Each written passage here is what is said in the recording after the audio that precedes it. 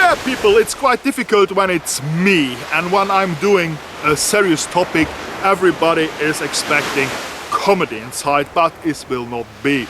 The idea of this video was based on a documentary from, I think, National Geographic. I will link it here below, but maybe watch it only later when my series is done. I will debunk this video because it's so plenty of bullshit that it's even impossible. I can't imagine how a TV, an international TV, can even post such a bullshit. But this will be at the end when I'm done with this serial. Do I search for a ship, for an ark, for Noah's Ark? No, no, it will not be found. But here we are at the origin of the myth of Noah's Ark, or at the myth of a big flood. I will come to this later. So when supposedly the remains of Noah's Ark were found on the Mount Ararat, nobody ever tried to find out where the Ark actually started from, and this is my subject here. I want to convince you that it was here that Noah's Ark started originally. Let's go on.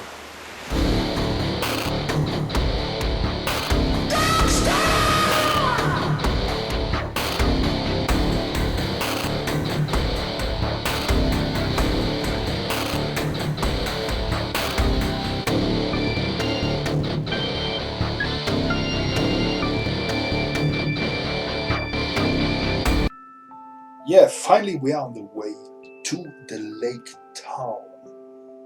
The lake town appeared in the summer of the year 2000 only. And what we found here started from 5400 BC. And it was settled until about 1100 AD.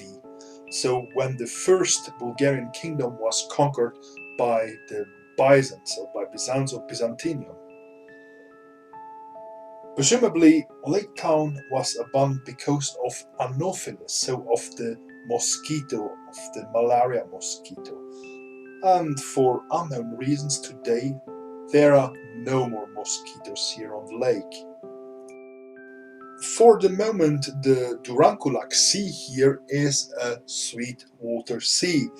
But it's not always like this. It can change due to the current of the Black Sea. Sometimes the Black Sea can overflood this Durankulac Sea and it becomes for a certain period a saltwater sea.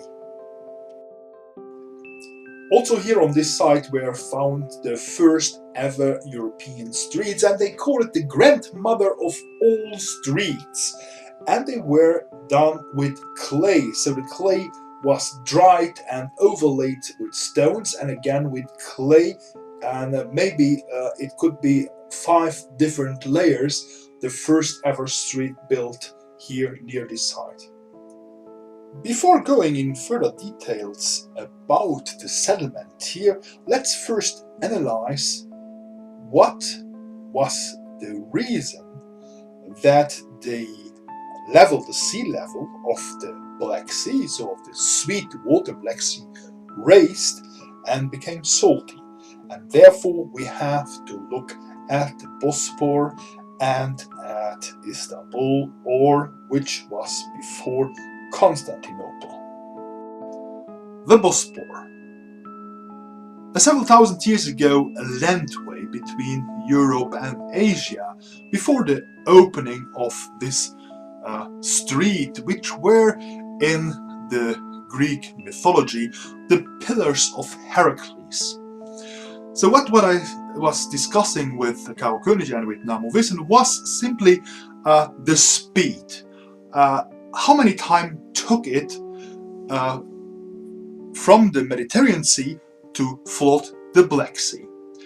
Was it 40 days, like in the Bible, or took it maybe months, or took it maybe years until the Black Sea was on the same level than the Mediterranean Sea?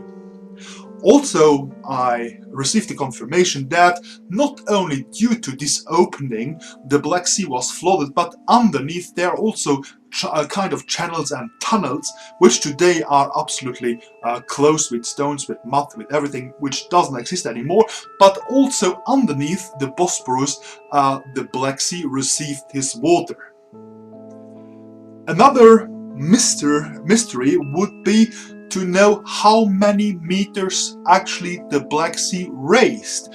Some are speaking about 14 meters, others are speaking about 30 meters, which may make a landmass who has been overflooded on the shores also kilometers of settlements lost, and maybe many populations lost.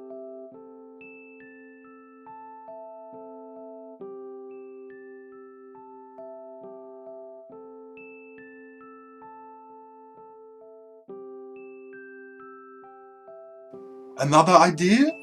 Is this only me or someone else who has maybe read the dialogues of Plato and the Great Atlantis Flood?